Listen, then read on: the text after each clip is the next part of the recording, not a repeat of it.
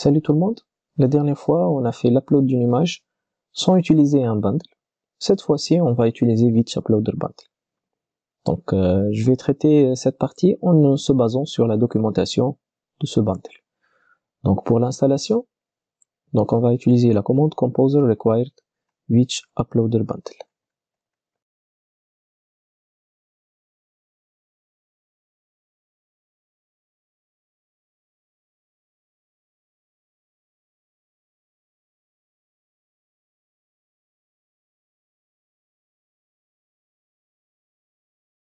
Donc c'est bon.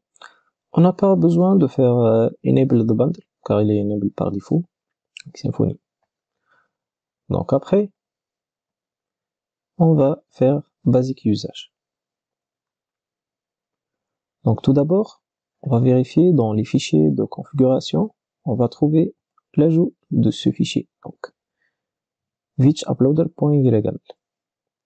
Donc on va prendre la configuration standard, on va l'utiliser. Par contre ici, donc pour le product, on n'a pas une entité product, donc on va utiliser sur l'entité student. Et pour l'URI préfixe, c'est upload destination. Donc on a déjà créé dans la dernière vidéo donc le chemin uploads images. Donc on va utiliser le même. Et pour le namer ici, donc on va laisser donc smart unique namer. Donc c'est similaire à ce qu'on a utilisé la dernière fois, unique ID. Donc comme on va utiliser un seul répertoire pour le stockage, donc il se peut qu'on met deux documents ou deux images avec le même nom, ils vont être écrasés. Donc l'une va écraser l'autre. Après, donc on va regarder dans l'entité et on va ajouter quelques lignes. Donc on va dans l'entité student. Donc on va commencer par ajouter la notation de which.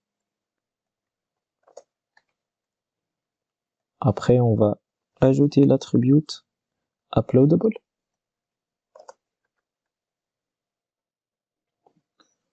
Après on a plusieurs champs à ajouter, donc on va ajouter un champ file qui n'est pas mappé dans la base et deux autres champs, image name et image size.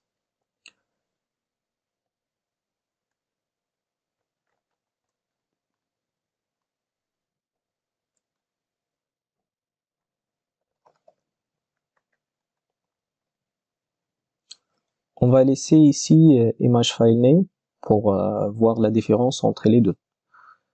Donc qu'est-ce qu'on va changer? Donc on va importer ici le file, on va l'importer de Symfony Component HTTP Foundation. Le mapping, on a changé product par student. Et comme vous voyez, file name property image name et pour le size. Donc on peut ajouter d'autres, mais on va utiliser ces deux-là maintenant.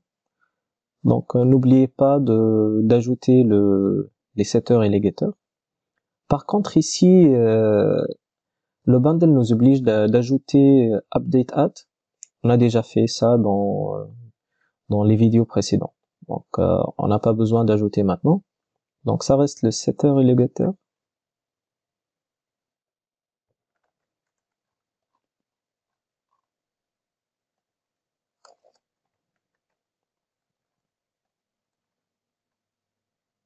Donc pour l'update, il va utiliser ici pour faire le changement de l'update de l'image. Donc ici, comme on a ajouté deux champs, donc on va créer la migration.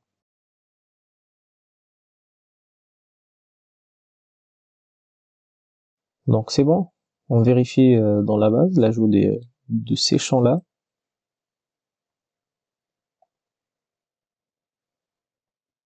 Donc on a ajouté les deux champs.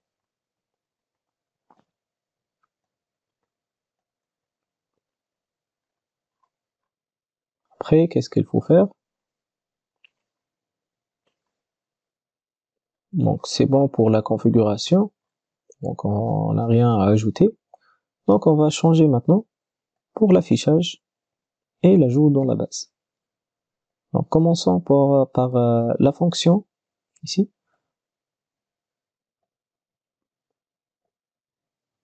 Donc on va commenter le traitement de cette partie-là.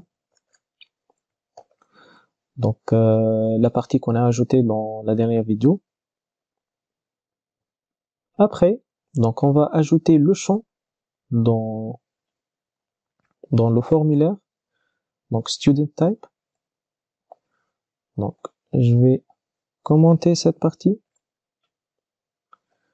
et on va ajouter une autre. Donc add. Donc on va mettre image file.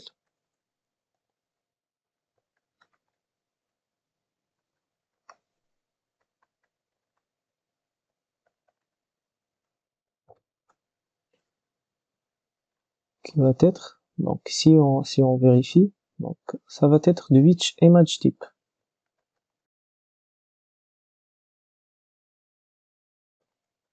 Donc n'oubliez pas d'importer which image type.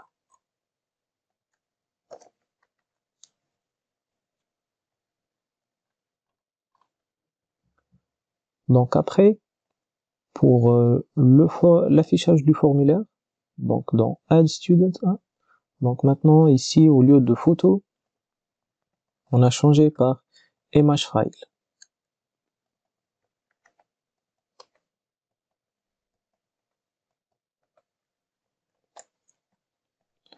Aussi pour l'affichage, donc on n'a pas maintenant image file name. Donc on vérifie dans l'entité qu'est-ce qu'on a mis. Donc ça va être image name.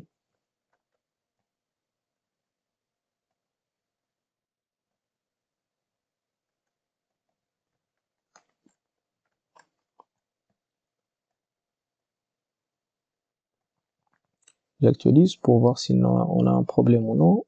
On n'a pas. Donc on va ajouter un étudiant.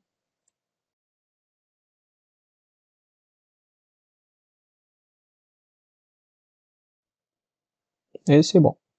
Comme vous voyez, on a ajouté avec l'affichage de photo. Donc on vérifie dans la base qu'est-ce qu'on a ajouté. Donc comme vous voyez, il a ajouté le nom de l'image et aussi avec image size. Si vous avez remarqué, le nom de l'image est concaténé avec un unique ID. C'est similaire à ce qu'on a fait dans la dernière vidéo. On vérifie aussi dans l'arborescence de notre projet sous public. Donc, ici. Donc, c'est tout pour cette vidéo et à la prochaine.